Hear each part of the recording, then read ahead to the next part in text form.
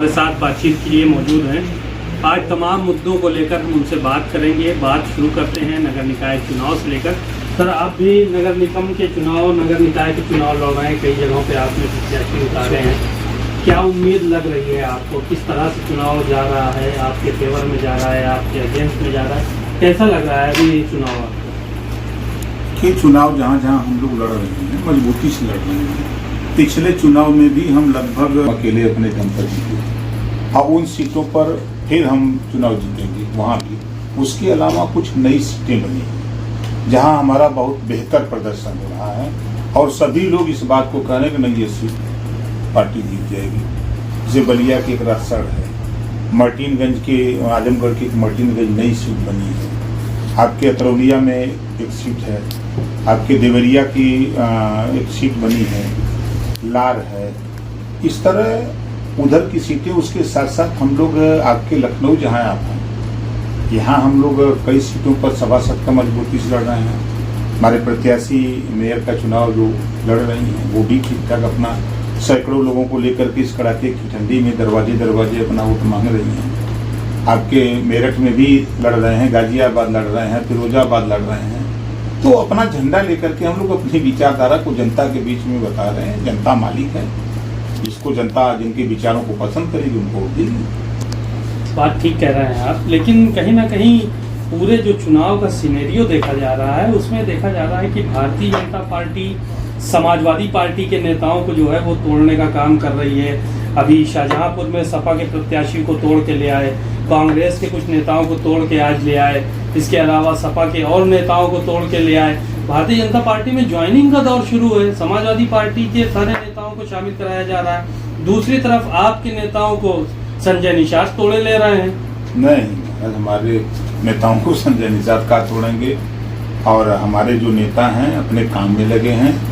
और रही बात की सपा, बसपा, कांग्रेस, ये नेता लोग जैसे हम कहते भी बार बार हैं, ये नेता लोग दुमुहिया सांप होते हैं, ठीक है। ये अपना स्वार्थ, जनता का स्वार्थ नहीं, अपना निजी स्वार्थ अगर इनको दिखाई दे दे तो जैसे बनारस से चलते हैं सुल्तानपुर तक तो अपना एक झंडा लगा के सपा का आएंगे।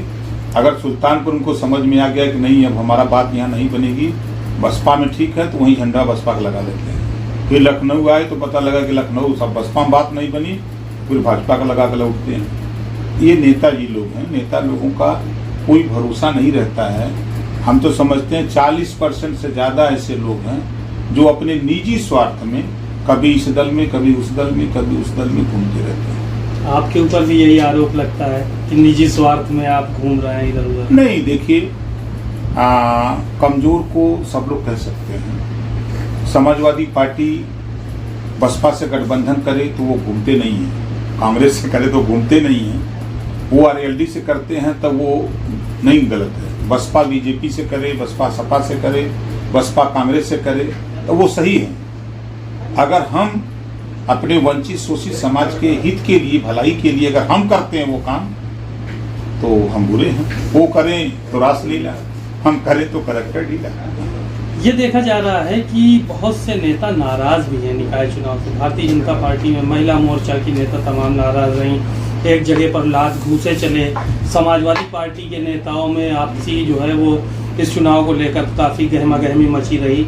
तो क्या आपके दल में भी इस तरह की कोई स्थितियां बनी हैं कि टिकट नहीं मिला तो नाराज हो गया कार्यकर्ता? नहीं, देखिए, नाराज वो लोग होते हैं जब चुनाव का बिगुल बजता है, तब कुछ लोग रेस हो जाते हैं चुनाव लड़ने के लिए। तो पता लगा कि 3 लोग 4 लोग एक ही सीट पर टिकट मांगने लगते हैं। तो पार्टी जो लंबे समय से पार्टी में काम कर रहा है और मेहनत कर रहा है और पार्टी कार्यकर्ताओं की राय से उसको टिकट दिया जाता है, तो भाई पता स्वाभाविक है कि जब एक को मिलेगा तो थोड़ा नाराज होगा। तो जो नए लोग आते हैं तब वो सोचते हैं कि हमारी बात नहीं सुनी जा रही है, तो फिर वो अपना रास्ता वहाँ से छोड़ के दूसरी जगह जुगाड़ बनाने में लगे रहते हैं। तो सोचते हैं कि कुछ खुराफात करेंगे तो जब तक कोई पार्टी बुला के दे देगी इस नाते वो हल्ला गुल्ला करते हैं। एक चीज़ ये देखी जा रही है कि निकाय चुनाव को 2024 का सेमीफाइनल माना जा रहा है कि इसमें पता चल जाएगा कि कौन से दल की क्या ग्रेविटी है, कौन कितना आगे आने वाला है। तो आप लोग जो है वो 2024 के कभी इसी में से जो है वो खाका तैयार कर रहे हैं? नहीं, देखिए, आप लोगों की तरफ से जब भी कोई चुनाव आता है तब आप लोग यही कहते हैं कि 24 का सेमीफाइनल है। पंचायत चुनाव में भी आप लोगों ने यही सवाल किया कि सेमीफाइनल है। जब बाई इलेक्शन विधानसभा का आया तब भी आप लोगों ने यही सवाल किया।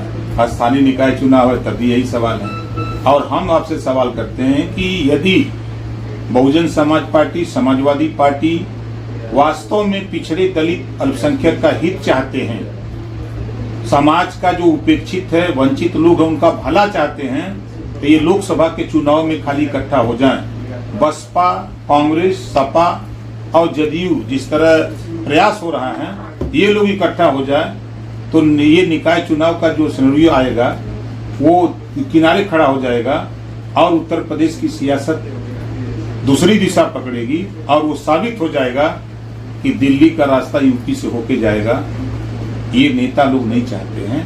ये अगर कर लें, मायावती, अखिलेश, नीतीश और सोनिया एक मंच पे खड़े हो जाएं, मैं दावे के साथ कहता हूं कि ये जो आपका निकाय चुनाव का जो भी रिजल्ट आएगा, इसका कोई असर 24 के चुनाव में नहीं होगा। तो ओम प्रकाश राजभर कोशिश क्यों नहीं कर रहे हैं? इसके लिए कोशिश करनी चाहिए उनको। भैया, हम तो आपके माध्यम से नेताओं को संदेश भेज ही रहे हैं। जब ये टीवी पे चलेगा तो वो लोगों को तक पहुंचेगा कि नहीं पहुंचेगा कि राजभर जी क्या बोल रहे हैं, सब लोग सुनते हैं। तो चिट्ठी लिखेंगे क्या आप सभी नेताओं को? नहीं। अखिलेश, मायावती, नीतीश कुमार, सोनिया गांधी, इनको लेकर क्या कोई चिट्ठी लिखेंगे इस तरह का कि आप लोग एक साथ होइए तभी चुनाव जीत पाएंगे? स्थानीय निकाय चुनाव जो रिजल्ट 13 को आ जाता है तो 17 तारीख को हम चिट्ठी लिखेंगे।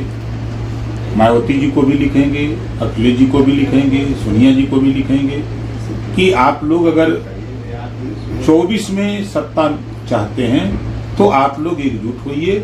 जब तक आप लोग एकजुट नहीं होंगे तब तक झूठे प्रचार मत करिए कि हम वंचित, शोषित, पिछड़े, दलित अल्पसंख्यक का हित चाहते हैं। अगर हित चाहते हो तो सब लोग इकट्ठा होकर के 24 का चुनाव मिलकर लड़ो। गठबंधन की धुरी बनेंगे ओम प्रकाश राजभर, ये माना जाए अब? नहीं, हम नहीं, तो नीतीश जी खुद प्रयास कर रहे हैं। नीतीश जी घूम रहे हैं और हम तो नीतीश जी से भी आपके माध्यम से कहूंगा कि अपने गठबंधन में और यूपी में, बिहार तो आपके पक्ष में है भाई, उसमें सब लोग मान रहे हैं कि भाई आप लोग मिले हैं, और बहुजन समाज पार्टी के मिलने से बिहार में भी और ताकत मिलेगी और राष्ट्रीय स्तर पे ताकत मिलेगी, ऐसा नहीं है। और यूपी में मैं फिर कह रहा हूं, जो यूपी से दिल्ली का रास्ता होके जाता है यही रुक जाएगा।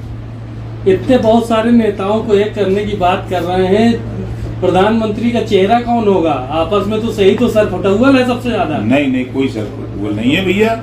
नीतीश जी को सब लोग मान लिए हैं। नीतीश जी आने वाले दिनों में 24 के लिए प्रधानमंत्री के दावेदार की हैसियत से वो घूम रहे हैं। नहीं तो आपने भी मान लिया नीतीश जी को, ये मान के चले हम। अब मैं तो फिर कह रहा हूँ कि मायावती जी, अखिलेश जी और सोनिया जी जिस दिन नीतीश जी तीनों लोगों को इकट्ठा कर देंगे, हमको बुलाएंगे, सूचना खाली देंगे तो हम तुरंत उनके साथ खड़े हो जाएंगे नीतीश जी के साथ। अभी पिछले दिनों तक आप कह रहे हैं मायावती को प्रधानमंत्री बना दे, मल्लिकार्जुन को, खड़गे को बना दे, आज नीतीश जी आ गए। तो क्यों कह रहा हूँ मैं उस दिन का आज भी कह रहा हूँ कि ये लोग अगर नीतीश जी जाए मायावती जी की हैं, अगर मायावती जी कहें कि नहीं हम आपको नहीं मानते, तो ये पूरे गठबंधन को, जब लक्ष्य है कि बीजेपी को हटाने का इनका लक्ष्य है, तो उस लक्ष्य की प्राप्ति के लिए फिर प्रधानमंत्री कुर्सी कौन सी बात है? तो उस समय इन लोगों को कहना चाहिए कि मायावती जी को कि चलो हम आप ही को मान लेते हैं। लक्ष्य तो सत्ता से बेदखल करने का है, तो उसमें पद की कौन सी बात है? तो उसमें मायावती को मान लीजिए। मायावती अगर तैयार नहीं होती हैं तो हमारा मकसद की राष्ट्रीय स्तर पे जो दलित वोट है, 22.5% वोट दलित है, तो दलित 22.5% पूरे देश में यूनाइट हो जाएगा।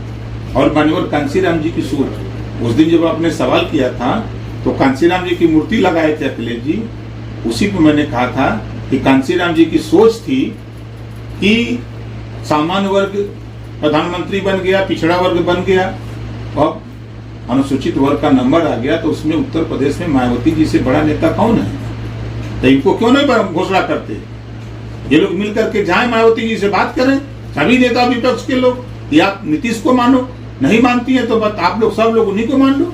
आप नीतीश कुमार को नेता भले बनाने की बात कर रहे हो, नीतीश कुमार जब यहाँ पर आए थे तो ये मैंने सवाल किया था कि क्या इस पूरे तीसरे मोर्चे के नेता आप होंगे, तो उन्होंने कहा मुझे कोई लालच नहीं है, मैं अपने लिए सबसे नहीं मिल रहा हूँ, मैं जनता के लिए मिल रहा हूँ। तो इनके इस बयान को किस तरह से देखते हैं आप? देखिए, उनका बयान जो है एक पॉलिटिकल बयान है, और वो जो कह रहे हैं वो सही कह रहे हैं कि जनता के हित के लिए वो अगर एकजुट सबको कर रहे हैं तो अच्छी बात है। जब जनता के लिए सबको एकजुट कर लेंगे तो सब लोग मान लेंगे, उन्हीं को सब लोग मान लेंगे ना भाई। जब अगुवाई तो वही कर रहे हैं ना, कांग्रेस के यहाँ सोनिया के यहाँ वही गए, ममता के यहाँ वही गए, केजरीवाल के यहाँ वही गए, अखिलेश के यहाँ वही गए, तो अगुवाई तो वही कर रहे हैं, तो अगुआ ने मालिक होता है। लेकिन शूद्रों की राजनीति तो अखिलेश यादव कर रहे हैं। कहाँ करते हैं, कहाँ करते हैं? अगर शूद्रों की राजनीति करते तो बस्ती मंडल में 13 सीटें हैं। एक उदाहरण मैं दे रहा हूँ, शायद मेरी बात बहुत बुरी लगेगी समाजवादी पार्टी के नेताओं को। बस्ती में 13 सीटें हैं, 3 सुरक्षित और 10 सामान्य है। 10 में 5 ब्राह्मण को दे दिया टिकट 22 के चुनाव में। यही शूद्र की राजनीति है, इसी को शूद्र की राजनीति कहते हैं। हम किसी के हक मारने की बात नहीं करते, लेकिन 10 में आप 50% आप ब्राह्मण को दे रहे हो और शूद्र की बात करते हो। यही मुख में राम बगल में छुरी, कब्बे पाई काटी मुड़ी, ये काम करते हो। नाम लोगे शूद्रों का। आपने कश्यप को कितना टिकट दिया, नाबिंद को कितना टिकट दिया, चौहान को क्या किया, पाल प्रजापति को क्या किया, आरा का बंसी बंजारा बहेलिया खंगार को क्या दिया, नाई गोड़ कुम्हार लोहार को क्या किया। सवाल यहाँ खड़ा होता है कि बात शूद्र की करोगे और काम सामान्य वर्ग के साथ करोगे। इस बात से ओम प्रकाश राजभर तो दुनिया को बहका सकते हैं लोग, लेकिन हमको नहीं बहका सकते। हम साथ रहे हैं, सब जान गए। तो उनके पास एक नेता तो है ही है, स्वामी प्रसाद मौर्य, जो कि लगातार इन मुद्दों को उठा रहा है। देखिए, झूठ बोलने में माहिर धन्य है मान्यवर कांसीराम जी की नेता बना दिए। कांसीराम जी बहुजन समाज पार्टी की देन है कि वो नेता बन गए, और वो मुख्यमंत्री बनाने की बात करते हैं अखिलेश जी को। अब खुद चुनाव नहीं जीते तो क्या बनाएंगे? खुद चुनाव नहीं जीते, और आज के तारीख में स्वामी प्रसाद मौर्य के साथ कई लोग हैं, उनको खुद पता है अगर होते तो चुनाव नहीं हारते। अरे देश में लाखों लोग हमारे फॉलोअर हैं, ये बात उन्होंने मंचों से कही। हो सकता है, हो सकता है। अरे कांसीराम जी और मायावती जी की कृपा से 4 बार बन गए, और योगी जी और मोदी जी की कृपा से जीत गए, और फिर दोबारा बिरादरिया लौटा दिया, मार के गाड़ी घोड़ा तोड़ ताड़ के FIR कुल हुआ, दिखाया आप ही लोगों ने टीवी पर। तो स्वामी प्रसाद मौर्य से इतना चिढ़ते क्यों? अरे हम चिढ़ते थोड़ा हैं, हम चिढ़ते नहीं हैं, हम ये कहते हैं कि सही बात कहा करो ना। हम इस नाते चिढ़ते, जब मैं सदन में खड़ा होके बोलता हूं तो यही स्वामी प्रसाद मौर्य मिनिस्टर थे, बीजेपी से तब मुस्कियाते थे 69,000 शिक्षक भर्ती में। हाई कोर्ट ने मुहर लगा दिया ना, घोटाला हुआ है। हाई कोर्ट ने कह दिया कि घोटाला हुआ। मंत्री थे तब नहीं दिखाई दे रहा था, मोतियाबिंद हुआ था तब तो मुस्कुरा रहे थे, हम बोल रहे थे 68,500 में 5% रिजर्वेशन वालों को छूट मिलती है, नहीं मिला। उसको जब मैं बोल रहा था तब आप मुस्कुरा रहे थे, मंत्री पद जा रहा था आपका। अब शूद्रों की बात करते हैं, जहां लड़ाई लड़ना है, पावर रहता है तो बोलने की औकात नहीं है। इस नाते हम बोलते हैं भैया, ऐसे नहीं बोलते हैं। अच्छा, एक अहम सवाल ये था कि उत्तर प्रदेश में कानून का राज कायम है, मुख्यमंत्री योगी आदित्यनाथ जगह जगह कह रहे हैं, लेकिन हाल में ही देखा गया कि पुलिस कस्टडी में अतीक और अशरफ की मौत हुई। उसके बाद तमाम सवाल खड़े हुए। आप क्या सोचते हैं इस पूरे सिनेरियो को लेके, क्योंकि अभी तक पर्दे के पीछे जो लोग हैं उसका खुलासा नहीं हो पाया है? देखिए, 2 माफिया मारे गए, 3 पैदा हो गए, तो बढ़ोतरी हो गई। 2 मारे गए, 3 आ गए शूटर, तीनों जेले में। तो खेल तो जेल से हो रहा है, जैसा कि टीवी चैनल पर आप लोगों को दिखाया भी जाता है कि जेल से सारा खेल हो रहा है। तो अभी सरकार ने भी सूची जारी किया 61 लोगों की। कुछ हमारे आईपीएस लोगों के भी बयान आए कि बहुत से ऐसे लोग छूट गए हैं जो राजनीतिक दबाव में उनका नाम नहीं सरकार ने उजागर किया है। ये लोग तो हैं जेलीए में, नहीं तो जेलीए में से जब काम कर रहे हैं। और देखिए कुछ चीजें हैं जैसे घरेलू हिंसा, इसको कोई सरकार नहीं रोक सकती जो हम अपना देख रहे हैं। और भ्रष्टाचार 140 करोड़ आबादी भारत के 135 करोड़ से ज्यादा लोगों में भ्रष्टाचार ब्लड में घुस गया है। अब इसके रिफाइन के लिए कोई मशीन बने, कोई मशीन बने, जब तक ब्लड रिफाइन नहीं होगा तब तक हमको तो नहीं लगता है भ्रष्टाचार पे अंकुश लग सके। आपके विधायक को भी जेल में डाला गया, उसको भी माफिया बताया गया, तो आपको नहीं मालूम था कि वो माफिया है, उसको टिकट दिया है आपने? नहीं, वो समाजवादी पार्टी जब हमारे साथ धोखा किया, समाजवादी पार्टी ने 12 प्रत्याशी अपना दिया, सिंबल हमको देने के लिए कहा। उदाहरण में आज भी चले जाइए, जगदीश नारायण राय हमारी पार्टी से जीते हुए विधायक हैं और समाजवादी पार्टी का झंडा लगा के घूमते हैं, समाजवादी पार्टी के मीटिंगों में जाते हैं, हमारे यहाँ नहीं आते मीटिंगों में, ये प्रमाण है। उसी में उन्होंने अब्बास अंसारी कहा कि इनको भी लड़ा दीजिए, क्योंकि हमारी उसमें मजबूरी थी, लास्ट आवर था, जैसे होता है ना कि लास्ट ओवर चल रहा है और जीत हार का निर्णय लास्ट ओवर में, अब छक्का लगे चौका लगे तभी जीत सकते हैं। अब उस समय हम मजबूर थे, लास्ट ओवर था, तो उस समय इन्होंने 12 प्रत्याशी दिया और उनके 12 प्रत्याशी आज भी समाजवादी पार्टी का झंडा लगा घूमते हैं। तो उसी में से विधायक मेरी पार्टी के हैं, निश्चित कानूनी दौर में है हमारी पार्टी, क्योंकि प्रत्याशी समाजवादी पार्टी के। तो यानी आपको मालूम था पहले कि ये माफिया है, उसके बाद भी आपने टिकट दिया, मना कर दिया? नहीं, देखिए परिवार में माफिया एक आदमी होता है, अगर वो गलत दिशा पकड़ लिया तो उसके परिवार के लोगों का क्या कसूर?